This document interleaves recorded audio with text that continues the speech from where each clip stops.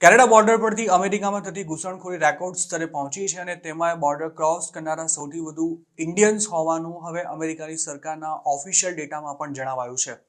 United States Customs and Border પ્રોટેક્શનના data અનુસાર 2023-24માં કેનેડા બોર્ડર પરથી 44,000 ઇન્ડિયન્સ પકડાયા હતા.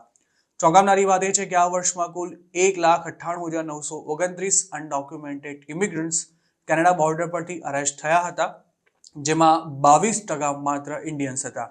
આ જ આંકડો 2023માં 30,000 અને 2022માં 17,331 જેટલો નોંધાયો હતો. કેનેડા બોર્ડર પરથી થતું ઇલીગલ ક્રોસિંગ અમેરિકા માટે પણ હવે માથાનો દુખાવો બની ગયું છે. નવા ચૂંટાયેલા પ્રેસિડેન્ટ ડોનાલ્ડ ટ્રમ્પે હાલમાં જ કેનેડાને ધમકી આપી હતી કે જો તેણે ક્રોસિંગ બંધ કરાવવા માટે કડક પગલાં ન લીધા તો તેને 25% ટેરિફ માટે તૈયાર રહેવું પડશે. ટ્રમ્પે ધમકી આપતા જ કેનેડાના પ્રાઇમ મિનિસ્ટર જસ્ટિન ટ્રુડો તેમને મળવા તાબડતોબ ફ્લોરિડા પહોંચી ગયા હતા. ઇલીગલ ક્રોસિંગ બંધ કરાવવા માટે કેનેડાએ બોર્ડર પર વધારાના સુરક્ષા કર્મીઓને ગોઠવવા ઉપરાંત ડ્રોન અને હેલિકોપ્ટર્સ તૈનાત કરવાની પણ તૈયારી શરૂ કરી છે. હાલના દિવસોમાં કેનેડા બોર્ડર પરથી અમેરિકાની પોલીસ દ્વારા અરેસ્ટ થતા લોકોને અમુક જ કલાકોમાં રિલીઝ કરી દેવાય છે, પરંતુ હવે આવા લોકોને લાંબો સમય ડિટેન્શનમાં રાખવા ઉપરાંત કેનેડા પાછા પણ મોકલી દેવામાં આવી શકે છે. જૂન 2024માં મેક્સિકો બોર્ડર પર કડકાઈ વધતા ઇલીગલી અમેરિકા જવા માંગતા લોકોએ કેનેડાનો રૂટ પકડ્યો હતો, જેમાં સ્ટુડન્ટ કે ટુરિસ્ટ વિઝા કે પછી બીજા કોઈ પણ ટેમ્પરરી વિઝા લઈને કેનેડા પહોંચતા લોકો બોર્ડર ક્રોસ કરીને અમેરિકા ભેગા થઈ જતા હતા. કેનેડાના વિઝા લેવા માટે ફેક ડોક્યુમેન્ટ્સનો પણ ભરપૂર ઉપયોગ કરવામાં આવતો હતો અને આ ઉપરાંત જેના વિઝાનો મેળ પડે તેમ ન હોય તેવા લોકોને કેનેડાના વિઝા સ્ટીકર લાગેલા બીજા કોઈના પાસપોર્ટમાં ફોટો ચેન્જ કરીને પણ ફ્લાઇટમાં બેસાડી દેવામાં આવતા હતા.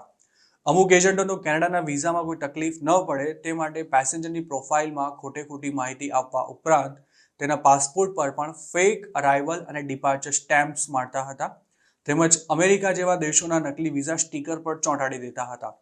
જોકે પોતાની ઇમિગ્રેશન સિસ્ટમનો ભરપૂર મિસયુઝ થઈ રહ્યો હોવાનું ધ્યાને આવતા કેનેડાએ પણ ઓગસ્ટ-સપ્ટેમ્બરના ગાળામાં જ વિઝા ઇસ્યુ કરવાના ધારાધોરણો ખૂબ જ કડક બનાવી દીધા હતા.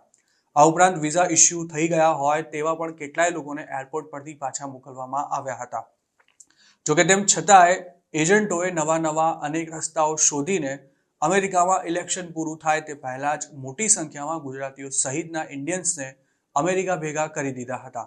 જોકે સૂત્રોનું માનીએ તો ટ્રમ્પના જીત્યા બાદ હવે કેનેડા બોર્ડર પરથી ગુજરાતીઓનું અમેરિકા જવાનું લગભગ બંધ થઈ ચૂક્યું છે, પરંતુ ઉત્તર ગુજરાતના અમુક એજન્ટો હજુ પણ કેનેડાવાળી લાઇનથી કોઈને પણ યુએસ મોકલવાના કામ લઈ રહ્યા છે. કેનેડા બોર્ડર પરથી અમેરિકામાં પહેલા પણ ઘૂસણખોરી થતી હતી, પરંતુ મેક્સિકોથી થતા ક્રોસિંગ સામે તેનું પ્રમાણ માંડ 5-7% જેટલું રહેતું હતું. મેક્સિકોથી જે લોકો અમેરિકામાં ઘૂસતા હતા તેમાંના મોટાભાગના સાઉથ અમેરિકન દેશોમાંથી આવેલા ઇમિગ્રન્ટ્સ રહેતા હતા, જ્યારે ઇન્ડિયન્સનો ક્રમ તેમાં ઘણો નીચે આવતો હતો. કેનેડાથી ક્રોસિંગ કરવા માટે પહેલા વિઝા લઈને ત્યાં જવું પડતું હતું અને આ વિઝા દરેકને આસાનીથી નહોતા મળતા, જેથી એજન્ટો પણ મેક્સિકોવાળી લાઇનથી જ પોતાના પેસેન્જર્સને યુએસ મોકલતા હતા. એક તરફ મેક્સિકોવાળી લાઇનમાં એજન્ટોને ખર્ચો ઘણો વધારે થતો હતો અને સાથે જ તેમાં સમય વધારે લાગવા ઉપરાંત રિસ્ક પણ ખૂબ જ રહેતું હતું. મેક્સિકોમાં ઘણા ગુજરાતીઓ લૂંટ, ટોર્ચર તેમજ રેપ જેવી ઘટનાઓના પણ શિકાર બન્યા હતા, જેની સામે કેનેડાના વિઝાનું જો કોઈ પણ રીતે સેટિંગ થઈ જાય તો ઇન્ડિયાથી નીકળેલો પેસેન્જર માંડ 2-3 દિવસમાં જ અમેરિકા પહોંચી શકતો હતો. તેમાં જૂન 2024માં બાઇડનનો નવો એડમિનિસ્ટ્રેટિવ ઓર્ડર અમલમાં મુકાયા બાદ એજન્ટો પાસે કેનેડા સિવાયનો કોઈ ઓપ્શન નહોતો રહ્યો અને તેના વિઝા મેળવવાના કે પછી નકલી વિઝાની ગોઠવણ કરવાના અનેક રસ્તા મળી ગયા પછી તેમણે ધડાધડ લોકોને ઇલીગલી કે લીગલી કેનેડા મોકલીને ત્યાંથી સીધા બોર્ડર ક્રોસ કરાવી અમેરિકા ભેગા કરવાનું ચાલુ કરી દીધું હતું. છેલ્લી માહિતી પ્રમાણે ગુજરાતમાં એક પેસેન્જરને વાયા કેનેડાથી અમેરિકા પહોંચાડવાનો ભાવ લગભગ 80 લાખ રૂપિયાની આસપાસ ચાલતો હતો, પરંતુ હાલ તેના પર બ્રેક વાગી ગઈ છે.